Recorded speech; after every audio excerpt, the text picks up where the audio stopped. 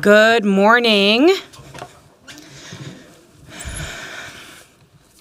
My name is Aisha Chugtai, and I'm the chair of the Budget Committee. I'm going to call to order our adjourned meeting for Tuesday, December 9th, 2025. Before we begin the meeting, I want to offer a friendly reminder to all members, staff, and the public that these meetings are broadcast live to enable greater public participation. These broadcasts include real-time captioning as a further method to increase the accessibility of our proceedings to the community.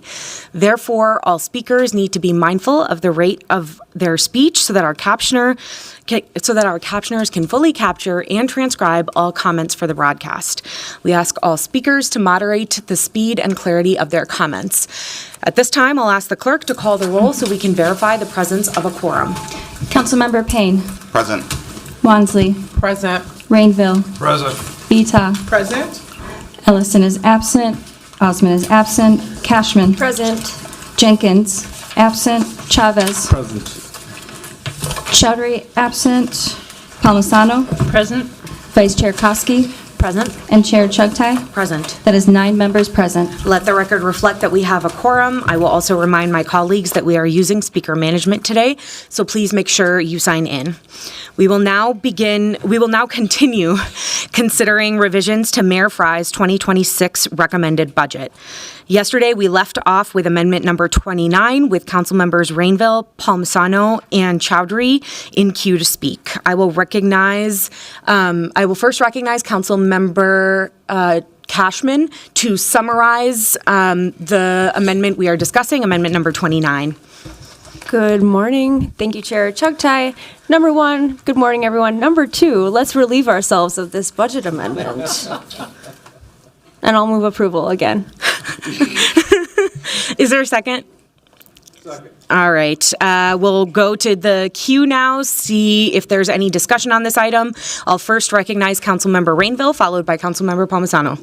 Thank you. So I'm going to vote for this for many reasons, but one is to stop the puns. They are painful. I'll give you that. But I would like to be added as author of this. I think you've been really creative in finding the funding. Good job, Katie. Councilmember Cashman, I have to give you credit for that. And I do have great confidence in our Public Works Department. I think they're smart enough to figure this out. Do some baby steps, do it right, but I really look forward to seeing the results of this. Thank you. Thank you. Next, I'll recognize Councilmember Palmisano, followed by Councilmember Chowdhury. Thank you, Madam Chair. Those are hard acts to follow. I agree that we need more public restrooms, and everyone needs safe and clean facilities. I have several questions as to how this would work in reality, so I worry that we'd be pissing away money here. The very first sentence of the key highlights on the standalone public restrooms report by our Legislative Research and Oversight Division says many of the cities reviewed in this report completed a pilot program prior to installing more permanent restroom options. This particular amendment has ongoing funding. So first, I'm curious for the author or someone who helped put this together, is your intent to do a pilot program as other cities have done to determine the effectiveness and the true costs of such a program? Or what have you used to determine how we do this permanently now? I'll recognize Councilmember Cashman. Thank you, Madam Chair. Thank you, Councilmember Palmisano. I made this funding ongoing because in our research talking with other cities that have implemented this, Ann Arbor being one, the bathrooms were so popular that the community did not want to get rid of them once they were created. And it was for, creating some sustainability of the funding to make this ongoing, that you wouldn't have to debate removing bathrooms next year as a council. And I think it's wise for us to invest in things long-term rather than one-time funding, because we've seen some comments from the administration that when we do pilot projects, it does create budgetary concerns down the road. And so I thought it would be more sustainable in the long term to ensure we had the ongoing funding for this. And this is coming from the Value Capture District Fund, which expires in 2038. So I think we have plenty of time. That's 14 years away to find other sources if need be at that time. I also envision that this would be rolled out on Nicollet Avenue because that's where the Value Capture District is. However, there are many communities throughout Minneapolis that could benefit from public bathrooms, Uptown being one of them. And it's worth exploring, I think, when we see how this goes on Nicollet Ave, how we could potentially fund bathrooms in other neighborhoods. Park dedication fees can go to neighborhood associations, for example, to do bathrooms, or special service districts might consider it, or there are other ways, and partnerships with the county or Metro Transit or the park board could be explored. So I think that this narrow scope along Nicollet Avenue is a good way for us to test it out. Thank you. That's a good answer, and I really do appreciate that. I am a little concerned on the impact and services of the 0.75 FTE that's resourced to this new project out of Public Works. I don't know if Director Sexton has an idea as to who or whom in his department will end up being responsible for this. Again, from our legislative research study for PV Plaza, DID staff said the key to that restroom success is ambassador staffing. They said you need someone to keep an eye out. If not, people would just go in there, lock it, and claim it as their own. In Bede-Makaska, they talked about a lot of problems. In the Commons, park board staff had to build a fence or cage around the porta potties that are only open when the park is staffed. I highlight those issues to say that if we as a city are going down this path, it's clear to me that we need a significant amount of resources deployed to monitor the restrooms, not just to maintain and clean them. I see Director Sexton standing up, and I'm curious where from the Public Works budget will you be taking this FTE and resourcing it to bathrooms, and how often? Chair Chugtai, Councilmember Palmisano, my name is Tim Sexton, Public Works Director for the city. In terms of your question regarding the staffing for this work, I think we did want to make sure in our responses it was clear that we do have an assumption that there would be some of this funding would go towards staff administration and management of the pilot program itself. We are envisioning there's quite a bit of engagement involved along with contract management. I think that most logically fits in with our transportation planning and programming team, the planners who do that engagement.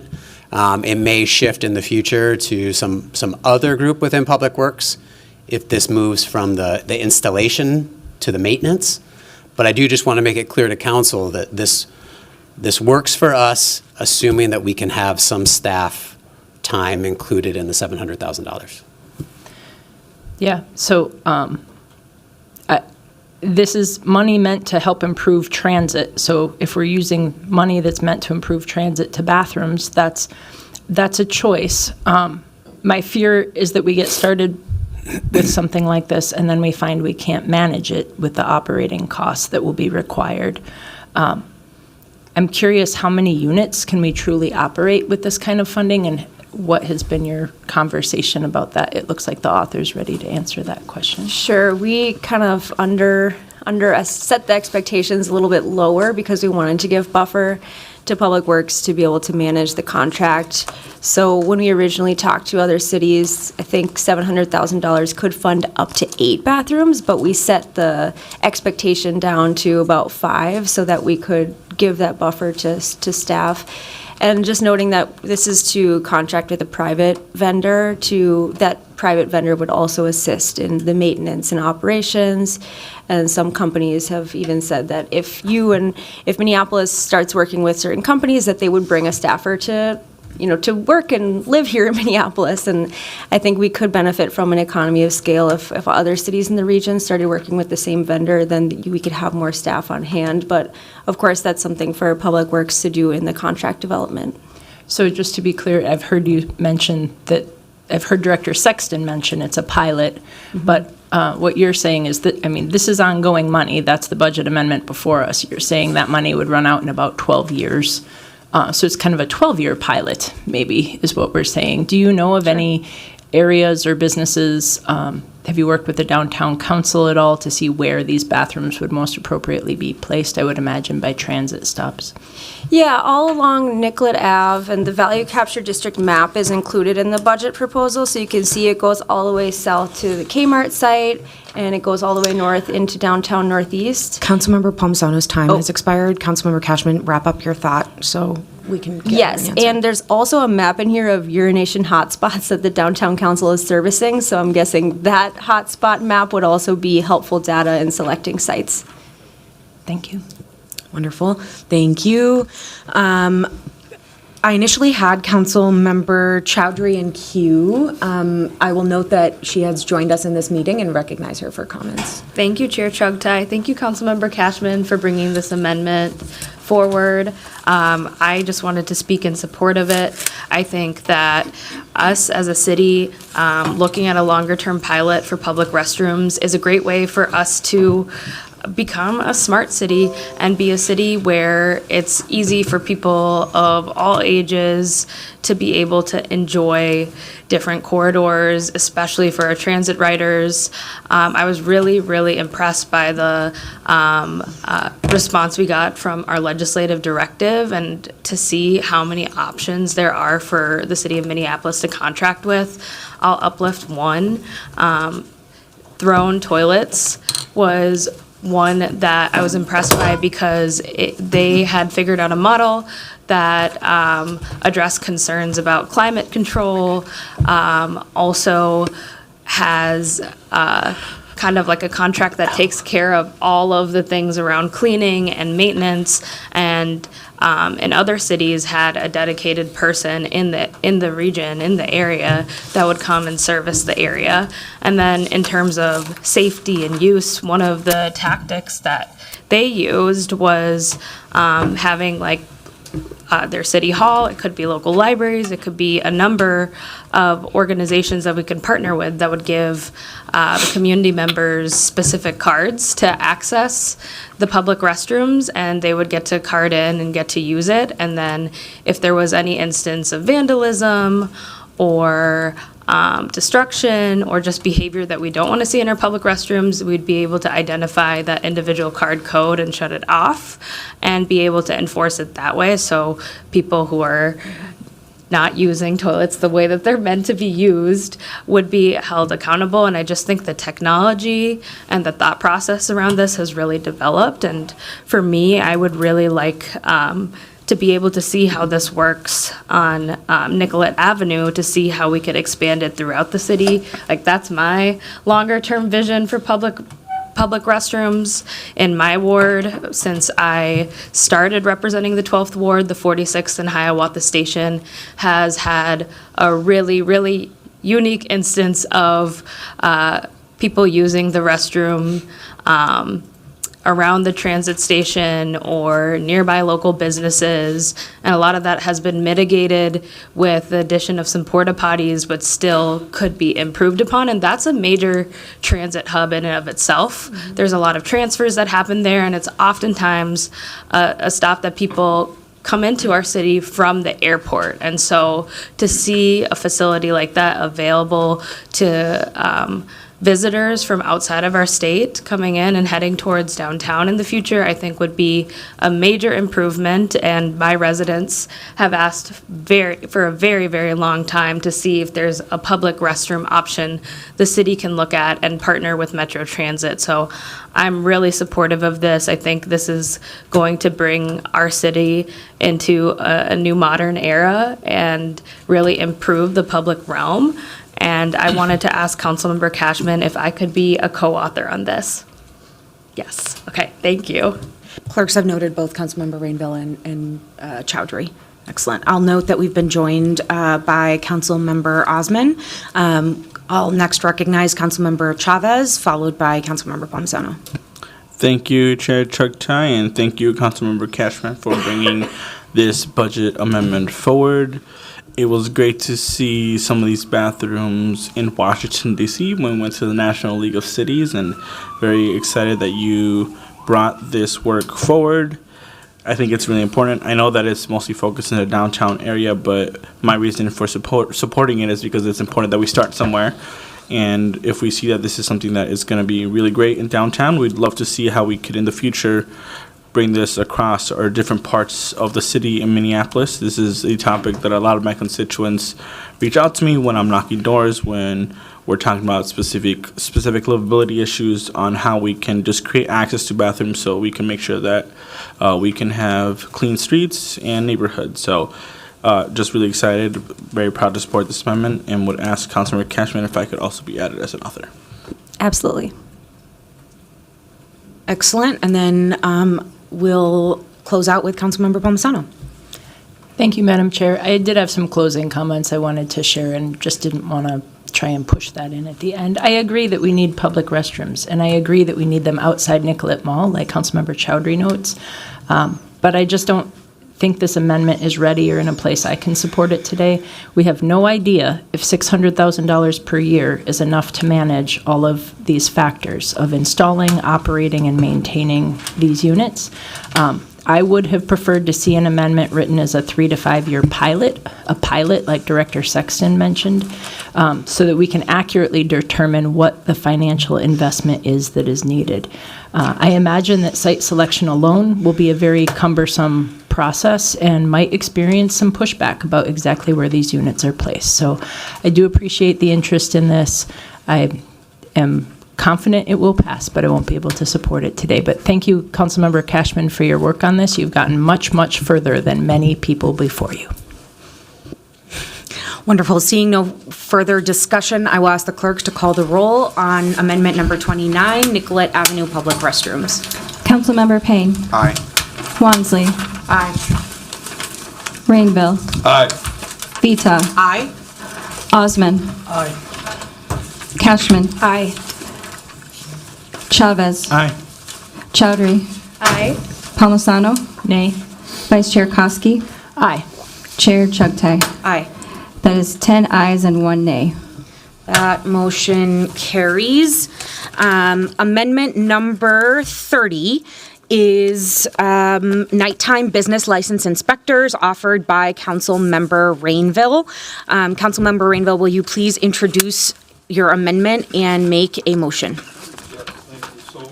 If we can turn on your mic, please. It's a good start to turn on the mic. Thank you for reminding me. What you have before you is a proposal for nighttime business license inspectors operating out of CPED, and that would move money out of Public Works to fund this on an ongoing basis, continue to work with Public Works and budget to working through the ability to minimize impact on their budget. I know this is a tough ask of Public Works to do this, but I wanted to speak in favor of this. This is an effort to keep our nighttime economy moving. At this point now, when 5 o'clock, 6 o'clock at night, there is no one on the city staff to help monitor this economic engine that is our nighttime economy. And this is an opportunity for me to work with all of you on the council to see how can we help your business districts, whether it's Dinkytown, Uptown, East Hennepin, Lake Street, West Broadway. Think of all the places we have that nighttime economy, yet there's no city management of that. And I also want to direct some comments to CPED. I've talked to Eric Hansen, Director Hansen, many times, and I realize this is a tough ask of you as well. But I'm committed to working with you and your staff, and let's figure this out. We need this, and I really hope that my fellow colleagues can support this amendment and work with me. So I make a motion to approve it. Thank you. Is there a second? Second. Is there any discussion? I'll recognize Council President Payne. Thank you, Vice President Chugtai. I'm speaking in support of this amendment. I have Northeast has a number of little neighborhood bars, and right now the status quo is that either we have bar owners that are really on top of managing their operations and there's no issues, or we have owners that are just overwhelmed by the reality of having a bar in the middle of a residential neighborhood. I have a survey up here from one of my constituents who just went and knocked doors of his neighbors and got 60 pamphlets out, 45 responses that are just highlighting some of the issues that they have with one of our neighborhood bars. And I think that we need a middle ground between, a well-run bar or a bar that's struggling. And I think that having a higher touch from the city can help make those neighborhoods and those businesses more successful. So I hope everybody supports this. I'm not seeing any further discussion. Clerk, please call the roll on amendment number 30, nighttime business license inspector. Councilmember Payne. Aye. Wansley. Aye. Rainville. Aye. Vita. Aye. Osmond. Aye. Cashman. Aye. Chavez. Aye. Chowdhury. Aye. Palmisano. No. Vice Chair Koski. Aye. Chair Chugtai. Aye. That is 10 ayes and 1 nay. That motion carries. Next is amendment number 31. There is a revised version of this amendment that was passed out, I believe, yesterday. This is grocery store development funding offered by Councilmember Wansley. Councilmember Wansley, will you please introduce and move approval of your amendment? Yes, thank you, Council Vice President Chugtai.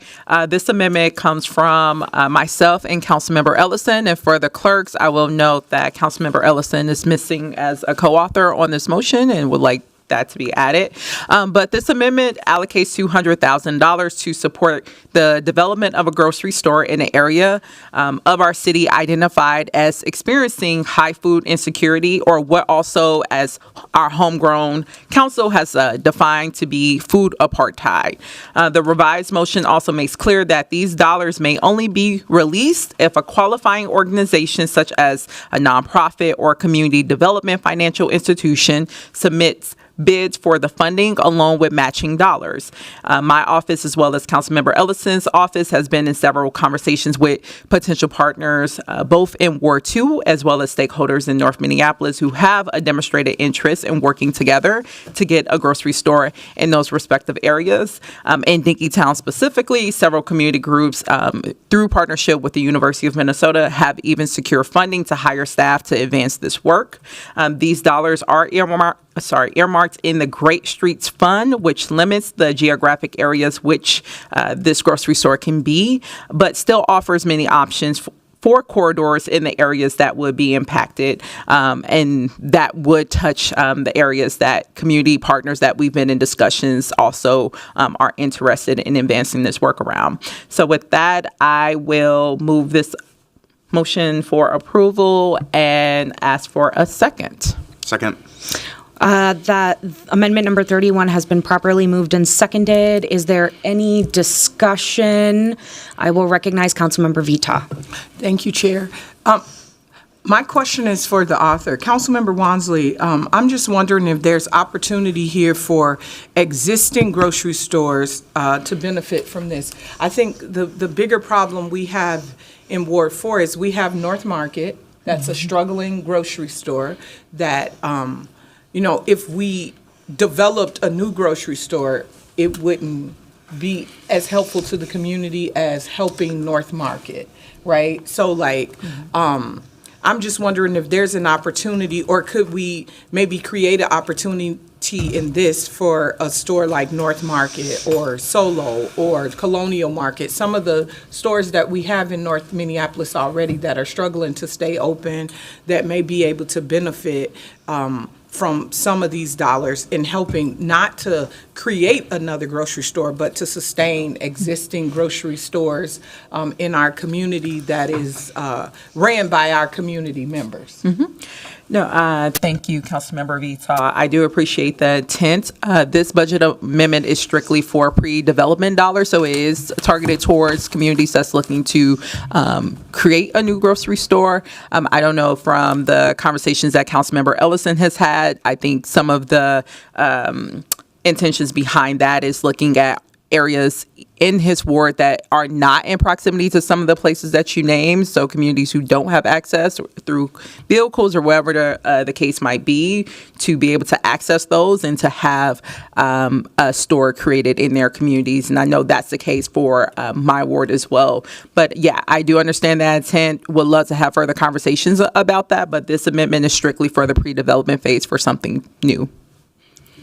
Thank you. I would just also say Councilmember Ellison has Cub Foods in his ward, so that's like the one major grocery store in North Minneapolis. But I understand. I can't support it. I think we need to help the businesses that exist already to be sustained, and I know for certain that several of the stores in North Minneapolis could benefit from this kind of money. I had conversations about bringing an amendment forward to help with that. North Market was on the brink of closing the doors at the end of November, and someone stepped in and helped them with funding. So I'm able to have conversations with staff this upcoming year to make sure that we can, I've got a commitment from staff, to help out in ways that we could and make sure that they're sustained. They went from, they had changed their entry was the 50% off fruits and vegetables on Wednesdays, and they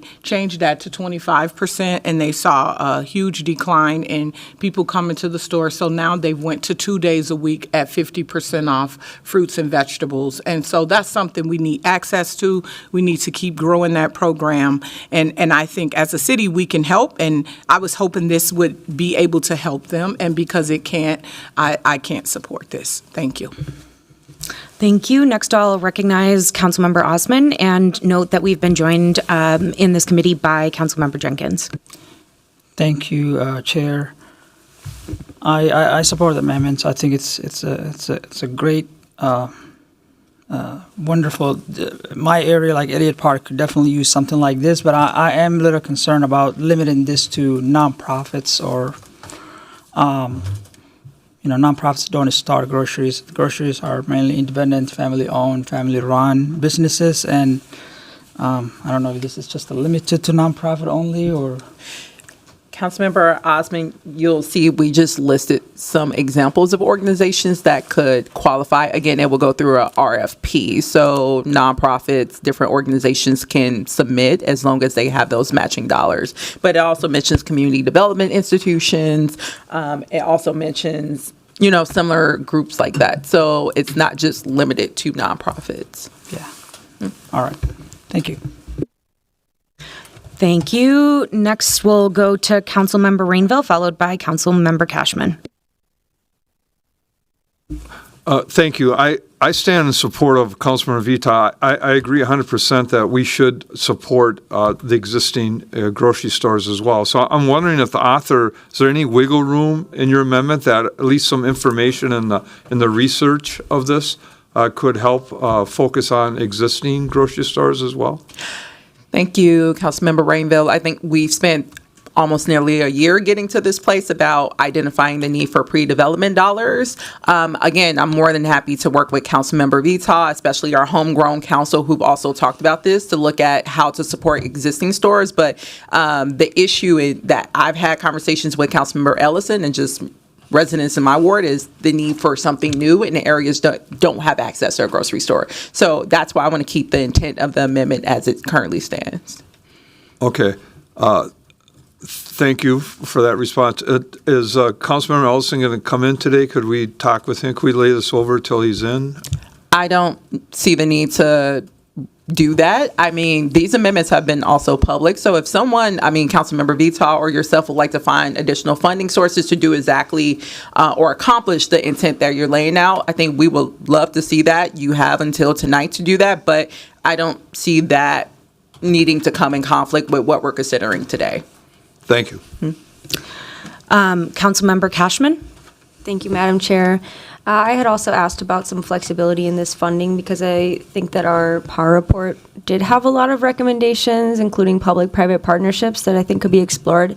And I did want to point out that if you look at our license fee schedule, that businesses who are operating a grocery store have to pay to the city, it ranges from $460 up to $1,700. And I feel like there could be an opportunity to explore waiving fees for grocery stores starting in the green zones, for example, or finding ways of reducing the city burden that we're placing on grocery store operators, maybe exploring a vibrant storefronts type model where we're subsidizing part of the rent to fill vacant storefronts with small grocery stores or convenience stores. I would really like to see this issue addressed flexibly so that we can try to create the maximum output from this money that the council's allocating. I'm wondering if those options that I've put forward now fall within the budget proposal. Yep. Thank you, Councilmember Cashman. Again, I can only go by the motion language that's very, I think is clear. It notes it's a one-time appropriation for qualifying organizations, and it lists some of those as examples who have matching dollars to do the pre-development work to start a grocery store. I'm hearing folks would love to explore how to support existing grocery chains or options. That is not what this amendment does. It is to start new grocery stores in areas that has been identified or has been identified as a need. But it does allow that flexibility in terms of, again, you need matching dollars, there's contingencies, and it lists different examples of organizations who can essentially be qualified to access these dollars. Oh, and one other question, would private companies be eligible for these dollars, or is it only for nonprofits? I think the goal is absolutely focusing on organizations that have a public interest. So it lists, again, community development, financial institutions. We see some of those that kind of actually an example that Councilmember Vita mentioned, like North Market. Those are some of the organizations that we are seeing doing the heavy lifting of advancing this work. Private chains, as we also saw from that report that PAR did, actually do not have an issue with getting the resources and upfront capital to do development of grocery stores. So that is not where we're seeing the need. It is some of these more publicly linked or publicly financed institutions that want to do this work who don't have those type of resources available to them, and this is to help support those. Mm-hmm. Would grocery stores like Good Grocer on the south side be eligible? Because I know that they're one of the few grocery stores that provide SNAP and other benefits in the area, which is a difficulty right now. I think, as you know, Councilmember Cashman, that's an operational decision. I don't get to make that. If they are a nonprofit organization or if they have a CDFI, I think that is something that CPED, who would be the host department, to be able to determine through the RFP. But I don't even know I can't make that decision. Okay. Wonderful. Councilmember Palmisano. Councilmember Rainville, will you turn off your mic? Thanks. Go ahead. Thank you, Madam Chair. I do have a question for Director Hansen, actually. I'm worried that this amount of money is not likely to achieve the goal, which is a grocery store in a food insecure area. Grocery stores are notoriously expensive to develop and maintain and have very little profit margin that gets to go back into the store. What can $200,000 accomplish here? There's no way it can cover space, build out inventory, technology, equipment, licenses, or even staff just to open the doors. But it could really do a lot for existing places like North Market. Director Hansen, my question for you is, what services will be lost within business development with this appropriation? Good morning, Chair Chugtai, members of the committee. I'm Eric Hansen, the CPED director, and to answer your question, Councilmember Palmisano, yes, it's in the eye of the beholder how much money it is. $200,000, though, for the creation of a new grocery store is not going to be sufficient to open a grocery store. It would have to leverage other funding, and that's what the amendment does say. As the council author Wansley talks about, it's potentially leveraging some matching funds with some organizations that are in the market. We are not experts at opening grocery stores. We have talked to others. As this amendment came across our transom, we kind of started to do some research about how much this would hold. This is absolutely something that would have to go into an existing building. This wouldn't be a new construction. That would be cost prohibitive. So you'd be looking at maybe re-tenanting a space that potentially was a grocery store at some point in time, or a space that could have a size that would make sense for a new grocery store to operate. On the margins, you're right. It's significantly thin margins on grocery stores. You're seeing that in North Market. We're also seeing that in the small community-based grocers, whether publicly minded or a for-profit entity, and the larger grocery stores. So we're seeing that in grocery stores, the grocery store markets. The large grocery stores of a generation ago are the small urban ones. I think of the one like the Cubs that are on Lake Street, both the west side and the east side. Those are actually small in the market. We see the newer grocers building bigger floor plates for services and having a myriad of services. So think about Hy-Vee's entrant into the market, and they have more than just groceries and the deli and that sort of thing. They sell clothes, and they have a bar and restaurant and other things that are drawing people. And that has had significant impact on the smaller grocers in Minneapolis. And we've seen that, especially those larger opportunities to do a grocery store on the border in the suburban communities. So in Richfield or in Brooklyn Center or in Robbinsdale, that has kind of sucked the trade area. So it's very challenging to do grocery in urban areas. So that's to think about it. It's going to be a portion. We're not certain if this will be successful to get to where that we don't have that data right now. We just know it's expensive to get a tenant to find a space, to fit it out with all of the racking and coolers and all the things you need, and then to get the not only to have the inventory, but to have the relationships to the distributors. So an organization like Cub or Aldi will have that connection. A startup is gonna pay more on the wholesale market than you'd see in those other with the better buying process. So there's a lot of headwinds in a grocery store creation in Minneapolis. That's why we don't see a lot of them, and we don't see them in certain areas, because the trade areas of the larger things going to suck them all down. Mm-hmm. Thank you. Yep. Councilmember Cashman mentioned this, and it's a good point, is what are some of the city costs that we need to take in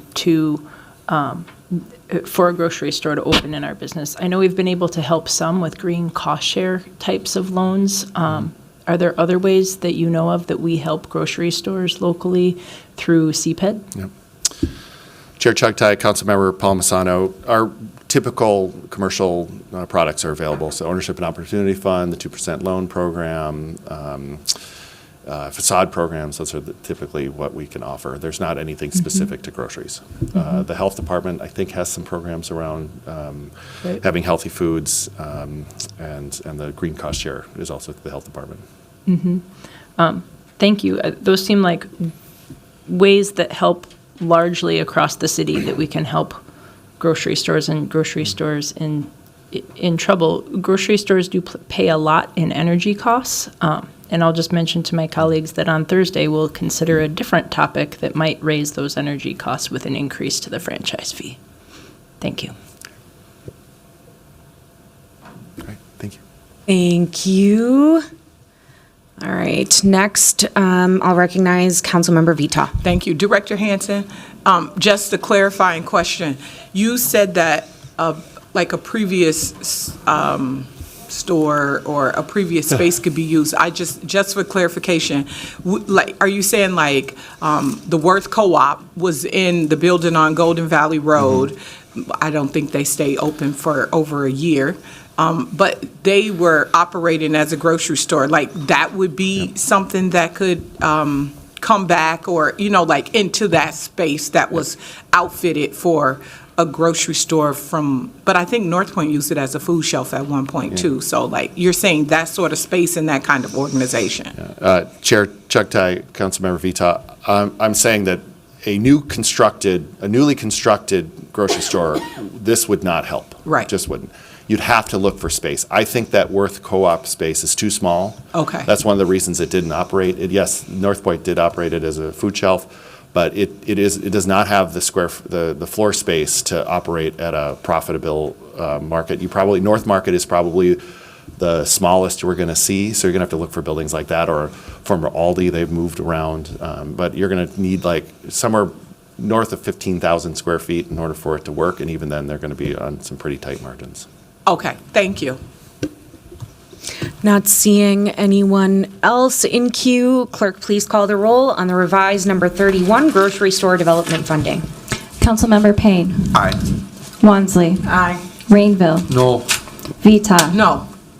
Osman. Aye. Cashman. Aye. Jenkins. Nay. Chavez. Aye. Chowdhury. Aye. Palmisano. No. Vice Chair Kosky. Aye. Chair Chugtai. Aye. That is 8 ayes and 4 nays. That motion carries. Next is amendment number 32, commercial adaptive reuse study offered by Councilmember Cashman.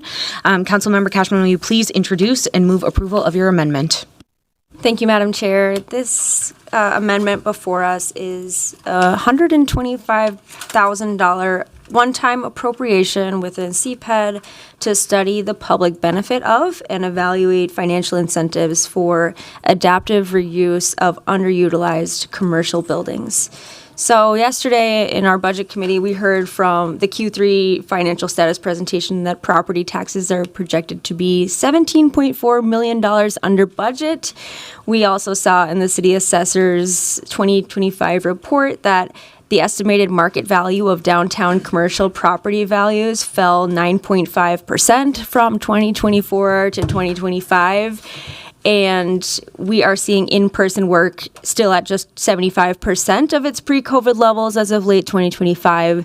And we have taken some steps as a city to incentivize the conversion of office buildings into housing to become a more productive use for downtown with the zoning code reforms that we passed last year. But we have not really explored a financial incentive to make this happen. And while we understand the barriers that exist to converting these buildings, and financial barriers, engineering barriers, we don't fully understand the public benefit. And I would like us as a city to study that public benefit, to model the benefits of converting a building like the North Star Center, right? In the center of downtown, it converted from a vacant office into 500 units of housing. And that, of course, lowers the property tax rate because it goes from a commercial rate to a residential rate. But at the same time, it brings 500 new residents into that core, which support the sales tax of the neighboring areas. It also brings up the value of the buildings nearby because it's now occupied. And if we're going to really tackle this issue with the force that we need, I believe that we need to have better metrics and modeling to support the policies that will continue to push for the state legislature and here at the city moving forward. So I will move this study for approval and ask for your support. Second. We have amendment number 32 has been properly moved and seconded. Is there any discussion? Councilmember Palmisano. Thank you, Madam Chair. I think the success of the Groove Lofts have shown us that this can be done. I am curious about what the barriers are preventing more of this reuse. We certainly have enough empty buildings, but I also know it's extraordinarily expensive to do this right now. So maybe some other help will be helpful in this area. So thank you for this amendment.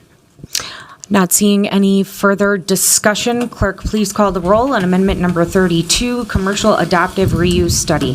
Councilmember Payne. Aye. Wansley. Aye. Rainville. Aye. Vita. Aye. Osman. Aye. Cashman. Aye. Jenkins. Aye.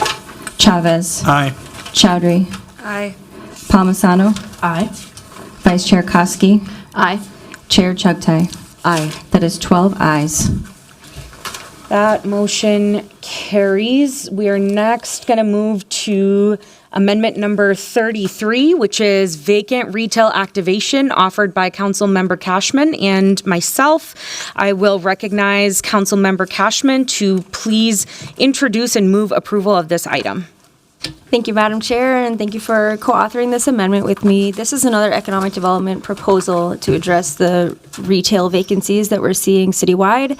The proposal is for a cost share program for vacant retail activation, which would support property owners actually making physical changes to their buildings to allow for the tenants, retail tenants to come in, whether that's subdividing their space into smaller spaces that would be more affordable to local small businesses, or even adding doors to allow for shoppers to be able to get into buildings, which we're seeing as well.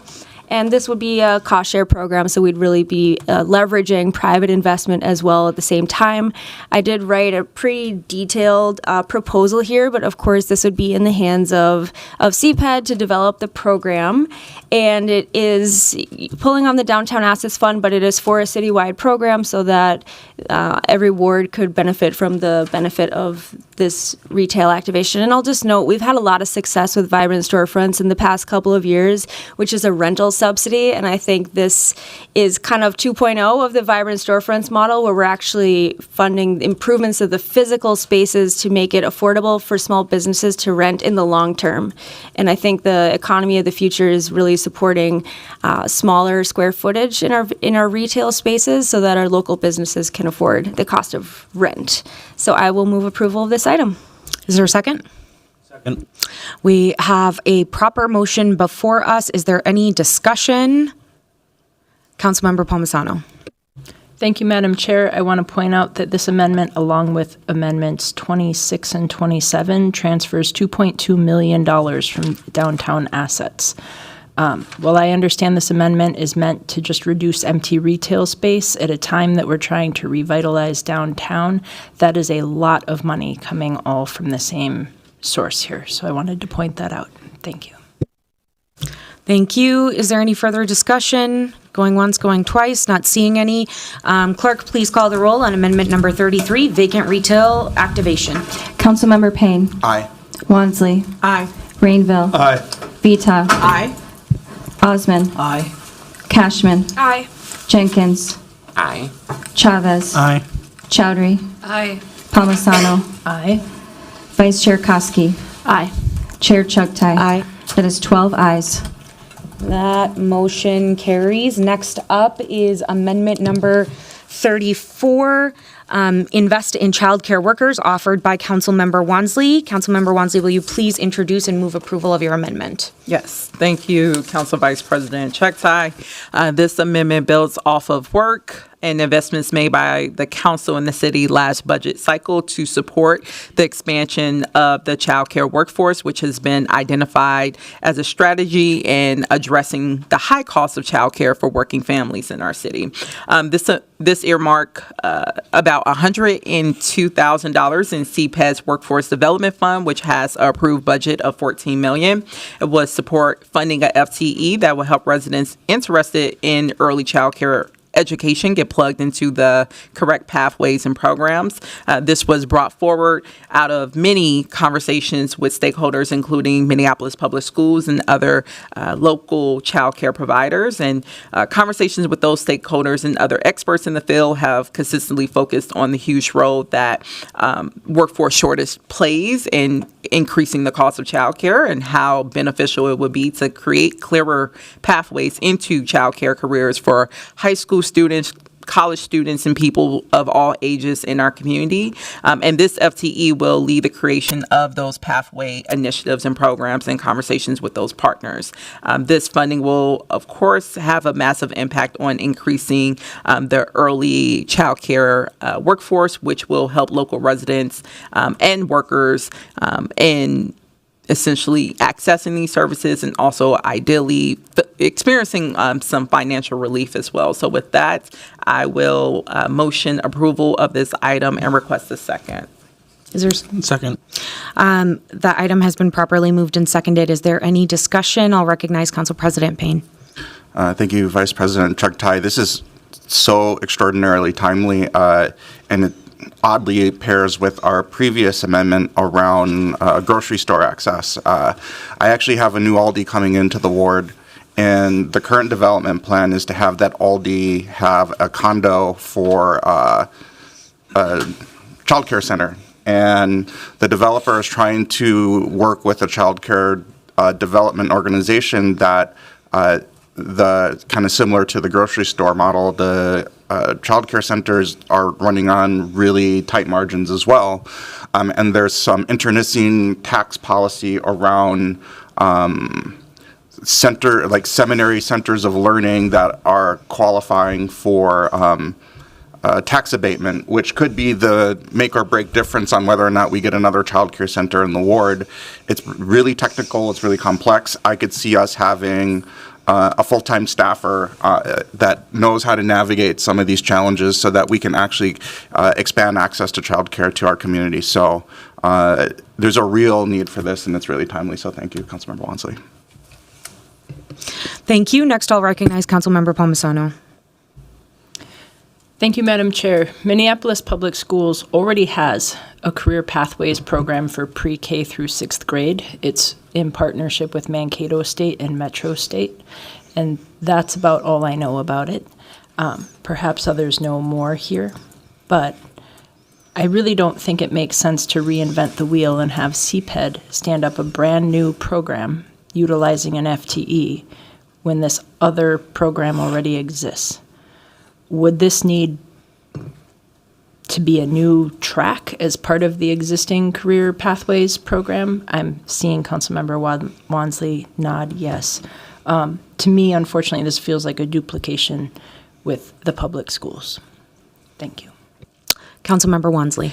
Yeah, thank you, CVP Chuktai. Just for clarity for Councilmember Palmisano, there is a distinct difference, and I think you know this as someone who has school-age children, between preschool and early childhood education. Early childhood education comes before preschool. That is where we have a gap and where we're seeing the greatest need amongst families who have to pay either child care providers to provide educational and also child care just opportunities to their the youngest members of their families until they are preschool ready and can go either through a public school or non-public school track. So these are distinctly different, and the gap is really focused on early childhood education, and that is not a space where we see MPS is filling, which is why they've been part of these conversations with our office and city staff around how we can work together to create this FTE position to support a pathway program.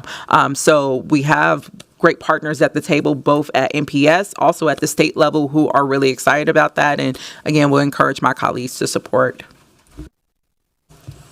Seeing no further discussion, clerk, please call the roll on amendment number 34, invest in childcare workers. Councilmember Payne. Aye. Wansley. Aye. Rainville. Aye. Vita. Aye. Osman. Aye. Cashman. Aye. Jenkins. Aye. Chavez. Aye. Chowdhury. Aye. Palmisano. No. Vice Chair Koski. Aye. Chair Chuktai. Aye. That is 11 ayes and 1 nay. That motion carries. Next, we are ready to move to amendment number 35, Enterprise Policy Management System Staff Direction, offered by Council President Payne. Council President Payne, will you please introduce and move approval of this amendment? And make sure to just note that this is a $0 amendment. Just walk through some of the context so everyone is aware. Thank you, Vice President Chuktai. As we discussed in our last COW, we are moving forward with a policy management platform. This was a budget amendment last year.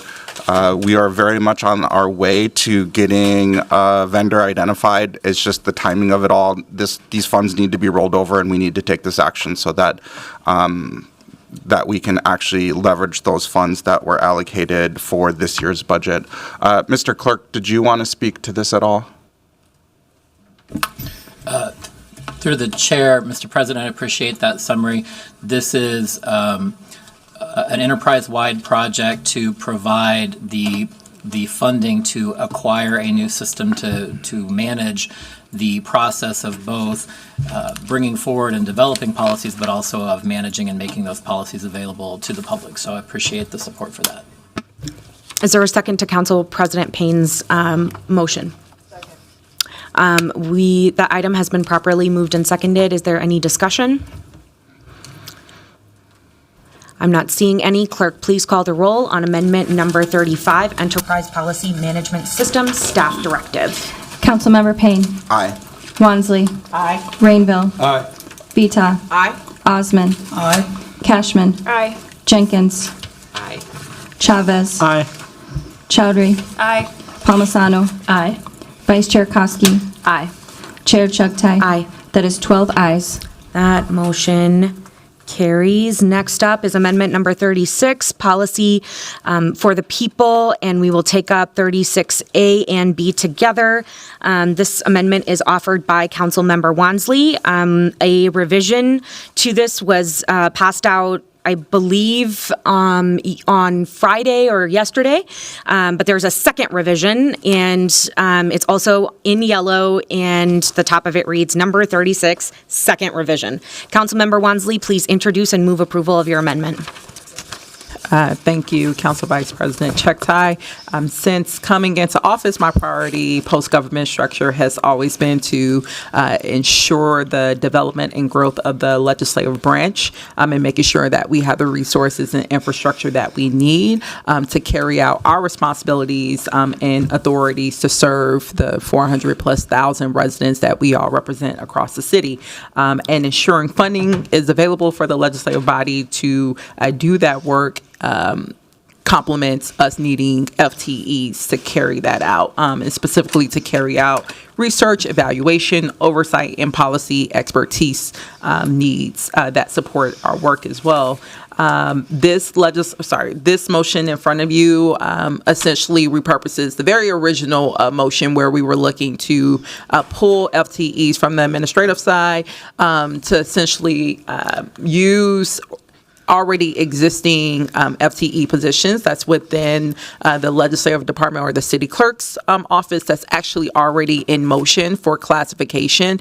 And those positions would be supporting the very specific committees that actually carry a bulk of our work on the legislative process. So I'm very grateful to know that our clerk staff has been prioritizing its work to make sure we get these FTEs as opposed to us having to find new resources to support that.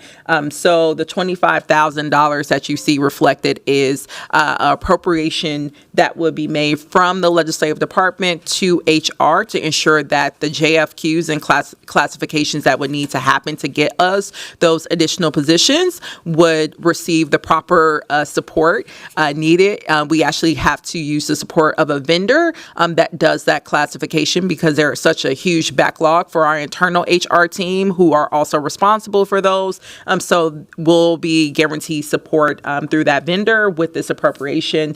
And then the subsequent motion is a staff directive to the legislative department, making sure that we get a report back on the progress for getting those FTEs, the classifications, the JAQ, just making sure we're moving along with the actual formalization of those positions for no later than March of 2026. So just closing the loop on making sure we get those positions. So those are what those two motions do, and I will move those items for approval and ask for a second. Is there a second? That item has been properly moved and seconded. I will note, as you can see in your binder, the very first draft of this amendment was taking approximately $500,000 ongoing out of the mayor's office department, and I'm really grateful to the author, to Councilmember Wansley here for her willingness to be flexible and find a creative solution here that is an alternative to such a significant reduction to the mayor's office. And thank you for, again, your willingness to collaborate and compromise and come to the table. And I'm glad we were able to find a solution that moves us forward. Is there any further discussion? Not seeing any. Clerk, please call the roll on amendment number 36, including both the motion and the staff direction. This amendment is policy for the people. Councilmember Payne. Aye. Wansley. Aye. Rainville. Aye. Vita. Aye. Osman. Aye. Cashman. Aye. Jenkins. Aye. Chavez. Aye. Chowdhury. Aye. Palmisano. Aye. Vice Chair Kosky. Aye. And Chair Chuktai. Aye. That is 12 ayes. That motion carries. Next up is amendment number 37, Audit Department FTEs, offered by Council President Payne, Councilmember Chowdhury, and Vice Chair Kosky. Council President Payne, will you please introduce and move approval of your amendment?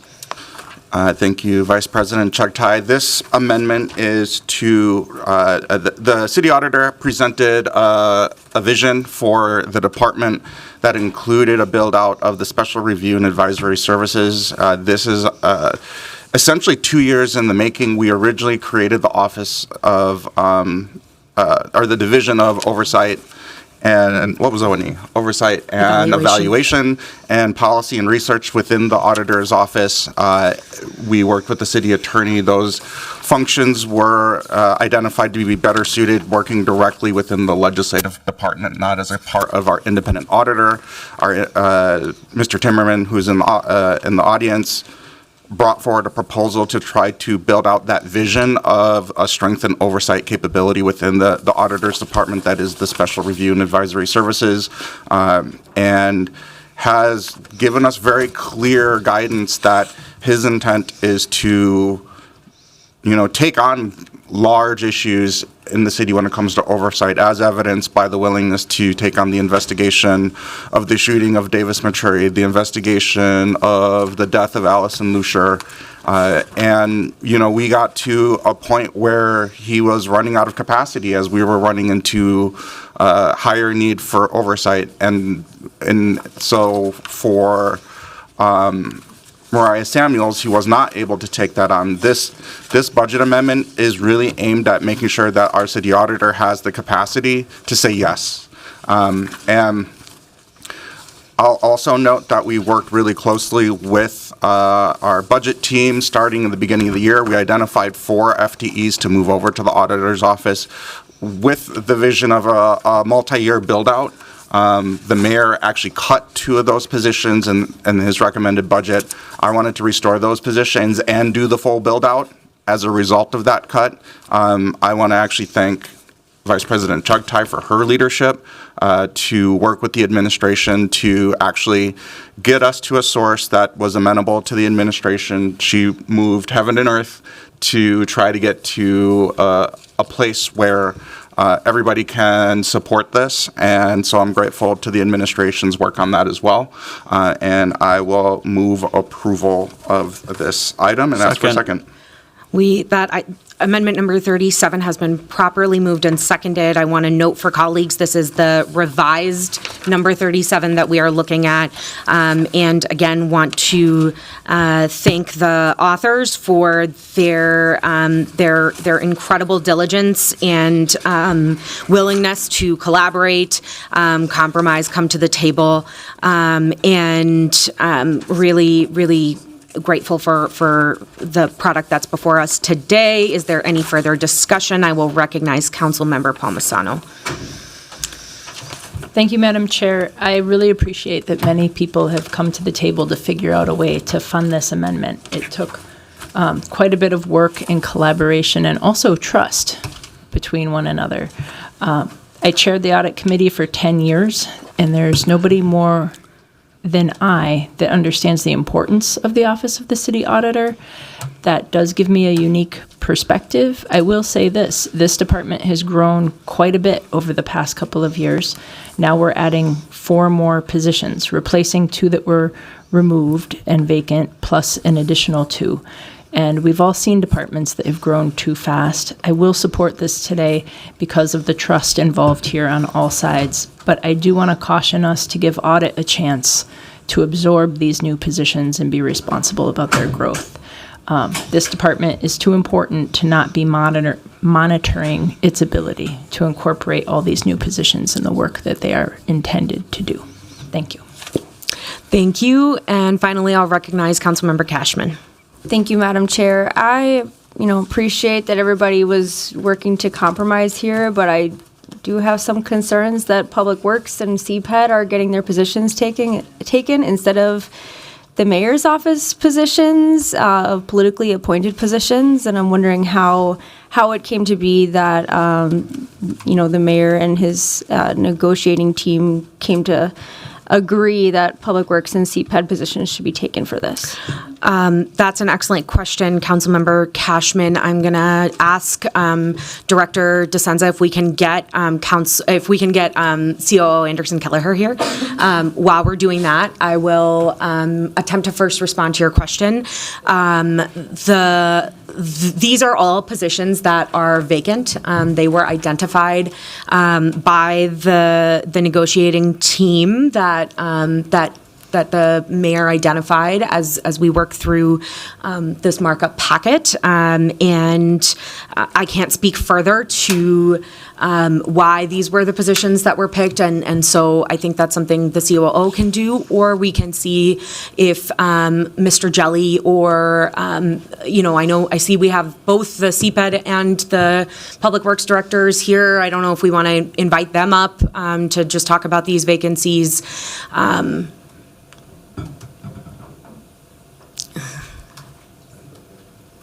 All right, the deputy COO it is.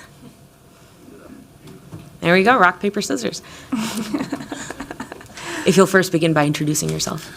Good morning, council members. Brett Jelly, Deputy City Operations Officer for Development, Health, and Livability.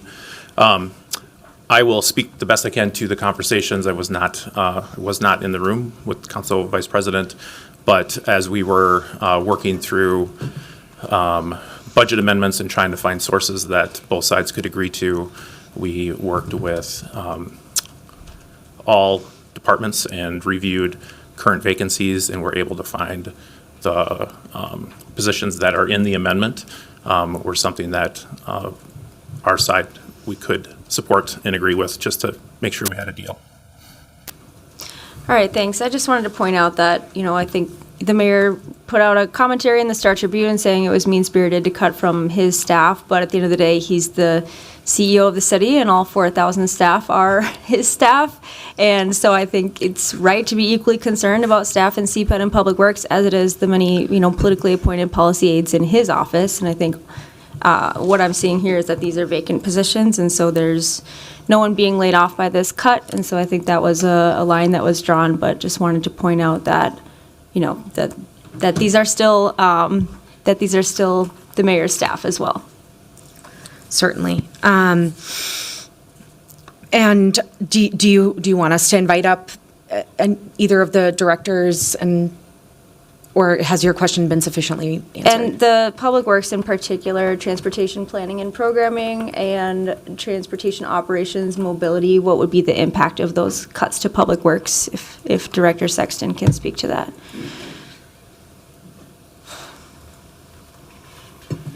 Welcome. Thank you, Chair Chuck Dye, Councilmember Cashman. In terms of impacts,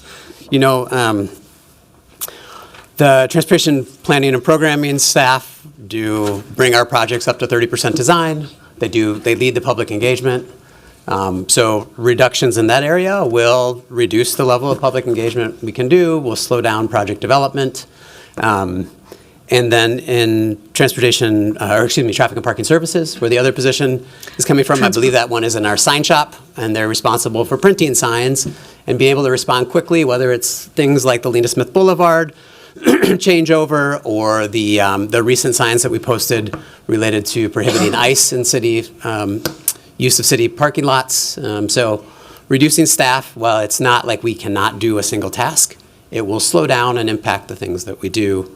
That said, it's, when you look at the total combination of all cuts to Public Works as part of that have been approved thus far, we are looking at, 6 staff and over almost $500,000. So it's difficult to say specific items that we can or cannot do because of the type of work that we engage in, but there will be impacts, things will be slowed down, or there will be things throughout the year that we cannot get to. Okay. Well, I appreciate you advocating for your department. Every department has given some in these negotiations. I know even the legislative department gave to cover co-enforcement to restore those cuts. And I guess I'm just disappointed that instead of cutting from politically appointed political operatives in the city, we're cutting from more core city services positions for this. And I will once again clarify, these are all vacant positions. So there isn't a current service that is being provided that will then go away and or a layoff have a layoff unfold. So, but appreciate the conversation and the discussion. I'm not seeing anyone else in queue. Clerk, please call the roll on the revised amendment number 37, Audit Department FTEs. Councilmember Payne. Aye. Wansley. Aye. Rainville. Aye. Vita. Aye. Osman. Aye. Cashman. Aye. Jenkins. Aye. Chavez. Aye. Chowdhury. Aye. Palmisano. Aye. Vice Chair Koski. Aye. And Chair Chugtai. Aye. That is 12 ayes.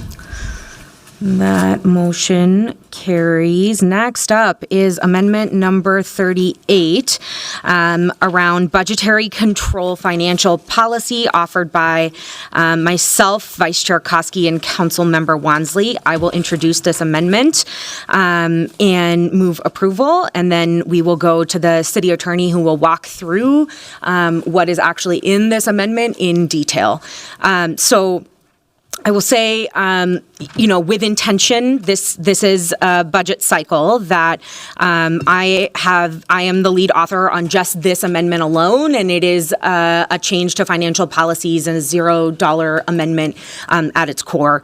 So, I think we are in the years that I have been a member of this council, I think there is a real need for us to build some guardrails around our how money is spent once it has been allocated through the budget process, and build in some accountability.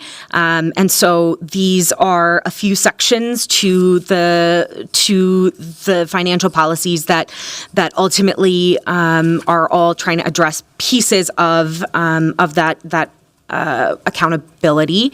With that, I'm going to ask for a second, and then we'll go to the city attorney.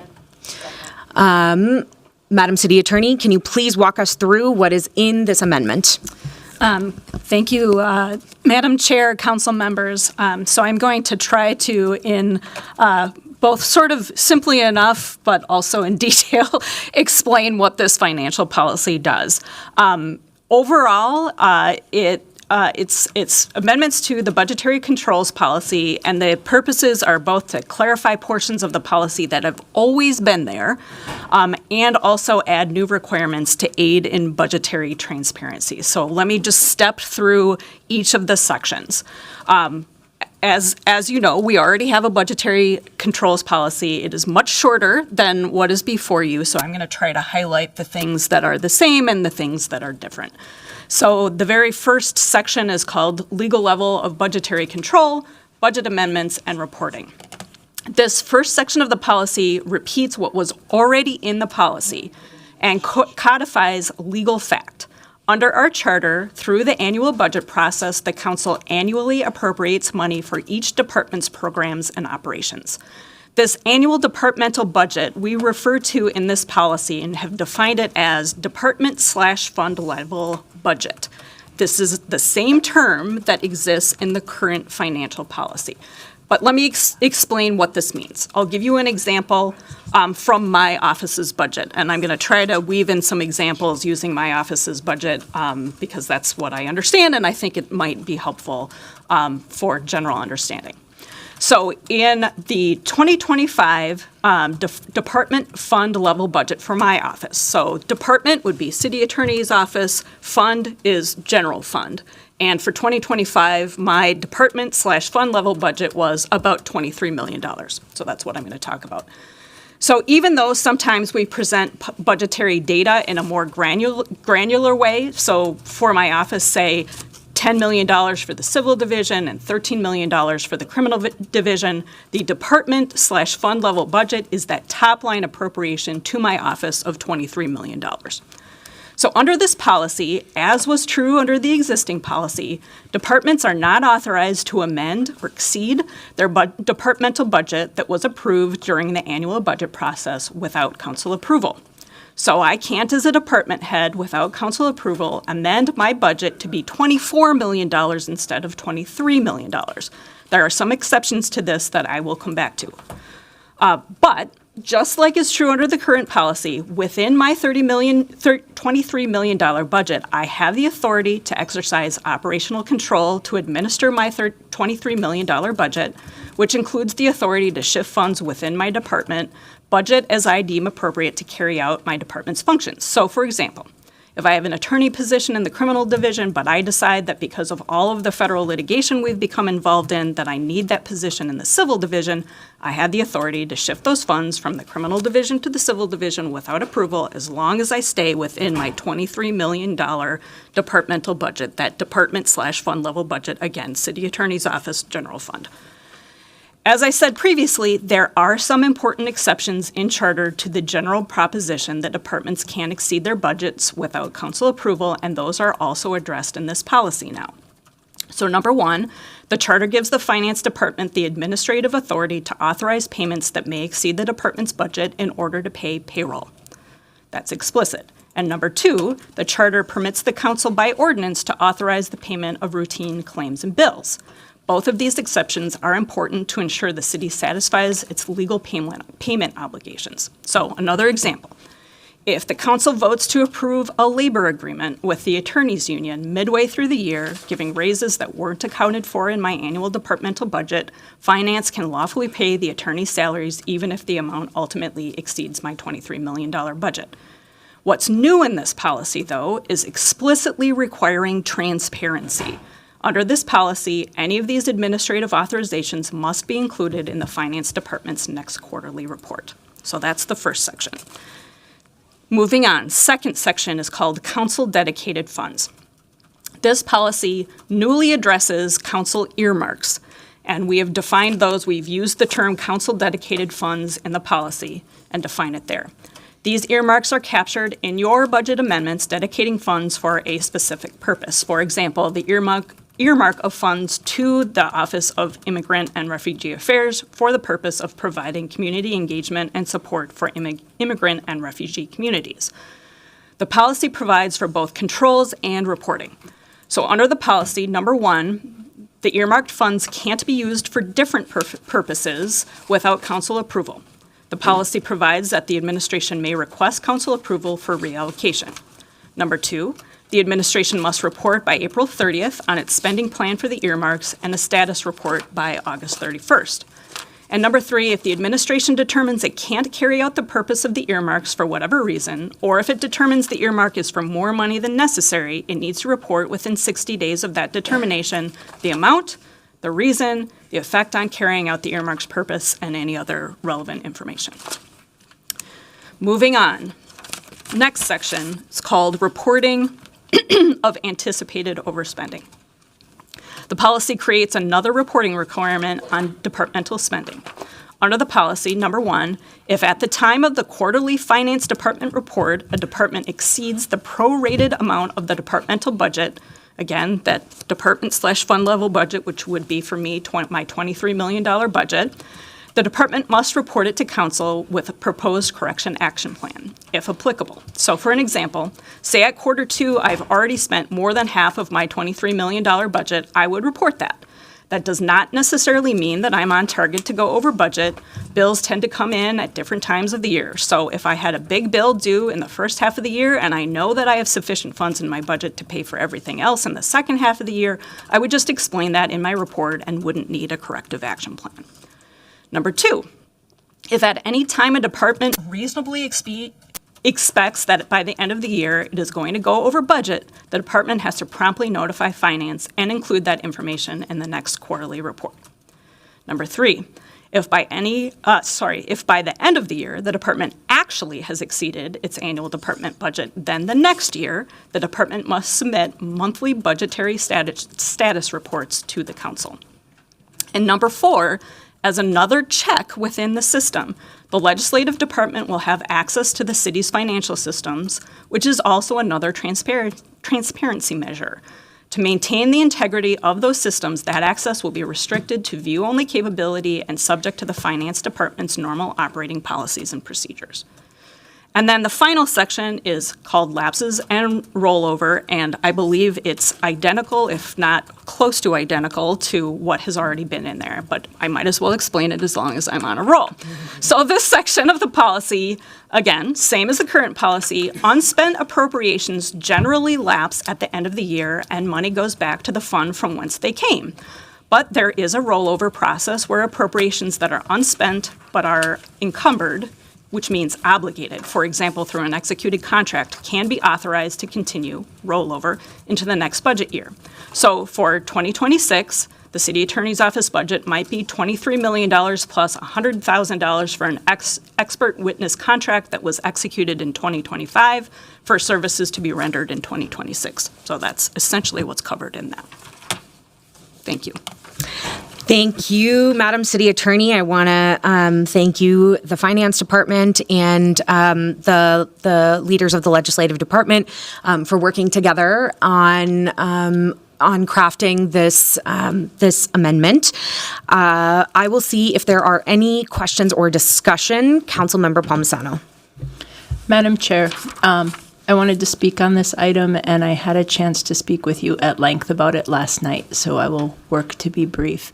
I really did appreciate our conversation and your willingness to, pardon me, to talk through this with me. And at the point of last night, my first reaction was that while I take council's role in oversight very seriously, I believed that this went too far. It required so much added reporting that it felt a bit punitive, and I felt we needed to balance our agreed duty of oversight and excessive requirements that take staff away from their regular duties, from the things that we expect them to be doing.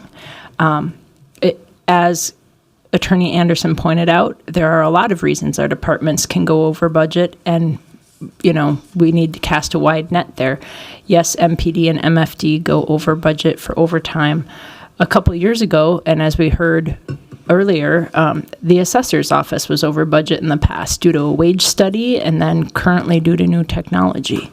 I do think we can conduct our oversight duties without requiring constant reporting that requires a lot of time. And this is the first of a few policy items today on our docket. 2 new ordinances we'll hear at COW that require a lot of reporting by staff. But sitting with our conversation last night, Councilmember Chugtai, and hearing Attorney Anderson's explanation today, and checking in with a couple of other people, I do think that, one, this was a big lift, and I am eager to move in this direction and to be supportive of this today. So thank you. This clearly took quite a bit of work on your end to pull together. Thank you, Councilmember. I'll recognize Councilmember Cashman. Thank you, Madam Chair. I'm a little concerned about small departments having to do this reporting. Did you consider at all departments that might not have the resources to do reporting, like the assessor's office, who did go over budget but has a valid reason and process to ameliorate that issue? I think in one way or another, the reason a department would go over budget is justifiable in some way. Whether that justification is acceptable to the body or to taxpayers is a different question. Every single department, regardless of their size, meets with the budget office on a monthly basis to go over their budget and to review their prorated budgets by month and be able to project out when there will be an overage. This work is already happening. It's that it doesn't come. We don't have a line of sight into it outside of quarterly reporting. Right. Mm-hmm. Yesterday, we received the third quarter financial status report, and the controller's office correctly pointed out that the overage within the police department was something that we knew was going to happen all the way at the beginning of the year, but nobody up here was planning for such an overage and its impact on the bigger picture. So this is about bringing line of sight into that, and then also, really reiterating to departments that their adopted budgets are not suggestions. That is a formal act by the body and is something that everyone should be working to stay within target of, even when there are real reasons not to. And and we'll accommodate that. But that needs to come with a level of accountability too, so that when departments are in the position where they have to come before us on a monthly basis to review their budgets, that there is always like a high bar for what is a justifiable reason for going over budget. So we're trying to manage. So we have a line of sight into this, right? We just received, again, third quarter financial status report yesterday. Third quarter ended. We're near the end of the fourth quarter right now. So a bunch of time passes in between these things, and it's important that we are staying on top of potential financial issues like the scale of MPD overspend. I just have a couple other questions for you too. Does this work retroactively, or is this only moving forward? And the reason I ask is because in last budget, we moved money from the Mounted Patrol stable lease to fund a crime prevention specialist in the 5th Precinct. Office of Community Safety just decided, nope, we don't want to end the Mounted Patrol program, and nope, we don't want to hire a crime prevention specialist, and just didn't do it. And that was something that I think was incredibly wrong. And I'm wondering how this resolution addresses that. Excellent question. I'm going to go to the city attorney. Thank you, Madam Chair, council members. This is prospective. So What does that not mean? retroactive. That means Not it's going not back in time. retroactive. It does not look back at earmarks from the 2025 budget. This will be in effect for earmarks going forward for that you just passed with the 2026 It will budget. start with the 2026 budget. Correct. And we don't have any way to And adjust it's for a that. big part of why we put this in place, because of the exact issues that you've outlined here and have brought up over the course of markup and over the course of this year. Yeah, and I will keep talking about it because I think it wasn't right, and it's something that the council needs to keep considering as they work with that department in particular moving forward. Excellent. Thank you, Council Member Chowdhury, followed by Council President Payne. I'll keep my remarks really brief. I just wanted to say I appreciate this coming forward. I think this is a really pragmatic, forward-looking policy. I think this is also an outgrowth of government structure and how we, as the council and the administration, work together and communicate with one another. With the change in government structure, one of the things that I have seen as one of the barriers to success in our organization is these huge gaps in communication and being on the same page. And as it comes to our budgetary controls and the amendments that we've made and where they end up throughout a calendar year, that's been a huge hole that has, one, led to frustration, but two, like brass tacks, impacts our ability to budget in a way that's more collaborative. And I think reporting is a good thing, and we're probably going to need more in different parts of the organization as we try to figure out how do we address communication gaps to do our jobs and ultimately do the work of supporting the constituents of Minneapolis. So thank you for bringing this. Thank you, Council President Payne. Thank you, Vice President Chugtai. Yeah, I'll echo some of the sentiment that Councilmember Chowdhury is sharing around just formalizing better communication. I think one of the big themes of this term that I've had with the administration is that we can work informally or we can work formally. We can look at the relationships that we've built, or we can look at the charter. And I think that as we have evolved into this new government structure, increasingly we are establishing a need for increasing levels of formality because there are such breakdowns in informal communication. And I think, it's shockingly timely that this is being brought forward, because I mean, one of the questions that was asked, I think Councilmember Cashman asked this of our safety commissioner, of, what are you doing to prevent these types of overages? And in December, as we're finalizing our budget, they're saying they're going to start a conversation around more oversight. That was as shocking to me as the actual dollar figure of the over budget. They should have known these problems at the beginning of the year and had those conversations started at the beginning of the year. So it's not even just a breakdown in communication between the legislative and executive sides of our government. It was a breakdown of communication within administrative departments, right? And so I think that this level of oversight and, more importantly, transparency is what's going to enable us to have much more informed, better governance conversations. So this is just a win all around. Thank you. Thank you. And finally, I'll recognize Councilmember Wansley. Thank you, CVP Chektai. I just wanted to also share a few comments as a co-author and my intentions for also being part of this work. It's actually aligned with something Councilmember Cashman mentioned of actually experiencing now multiple budget cycles where this council has made appropriations and we do not see the mayor then implement or execute them. We're even seeing that play out in this existing budget where we know council made appropriations for 2025 for emergency housing vouchers to get 150 unsheltered people into permanent housing with wraparound services, and that work did not get executed this budget cycle, and now we're having to do the restoration of that along with other like civilian investigators right now. And as you mentioned, crime prevention specialists, safety ambassadors, there's numerous examples to point to of this council fulfilling our authority, making the appropriations based off of what we hear from our residents as top priorities, and then not often seeing the administration be a willing partner to then do their part of executing on them, regardless of how they feel about them or not.